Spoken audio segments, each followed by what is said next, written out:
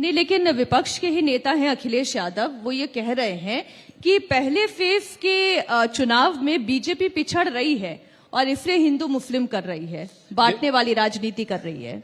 देखिए, ये जो समाजवादी टीपू और सामंती सुल्तान, अब ये समाजवादी टीपू और सामंती सुल्तानों का जो जमघट है, जुगाड़ का जमघट, वो जनादेश के पनघट से भी कोसों दूर है।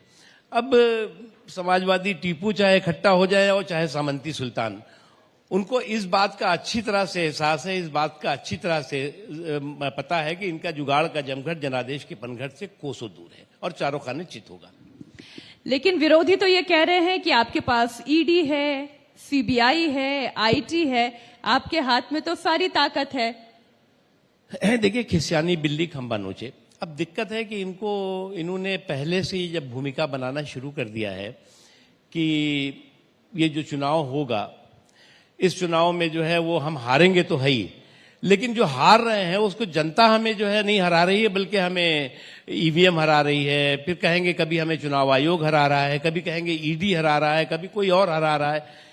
तो अभी से चुनाव का जो रिजल्ट तो बाद में अभी आने वाला है 6 के बाद।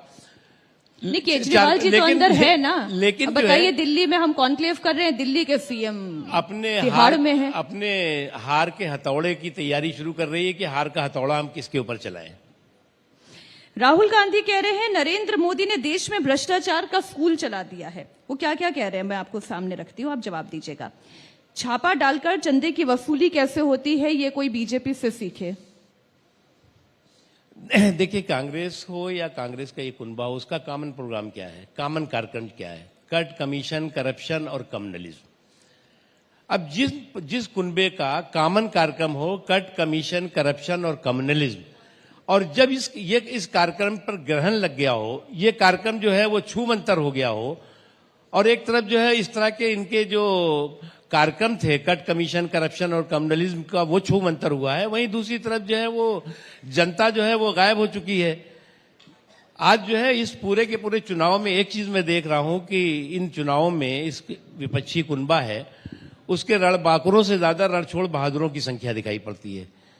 अब इस रणबांकुर अगर चुनाव में ना हो, रणछोड़ बहादुर दिखाई पड़े कि एक, और उनकी पार्टी के जो टिकट की खिड़की है, रणछोड़ किसे किसे कह रहे हैं ये देख लीजिए आप, उसमें गिनती गिन लीजिए आप। तो उनके जो टिकट की खिड़की है उसमें अगर आप देखेंगे तो टिकट लेने वालों से ज्यादा टिकट वापस करने वालों की भीड़ दिखाई पड़ेगी। जब फिल्म कभी कभी फ्लॉप हो जाती थी ना, हम लोग स्कूल से जो है वो बंक करके जाते थे देखने, और पता लगा कि ये टिकट ले लेते थे तो पता लगता बेकार फिल्म में कोई आगे बता देता था, तो वापस करने की लंबी लाइन दिखाई पड़ती थी लेने वालों से ज्यादा। इनकी हाल ये है। इसीलिए मैंने कहा कि इस चुनावी रण में रणबांकुरों से ज्यादा रणछोड़ बहादुरों की संख्या दिखाई पड़ रही विपक्ष की।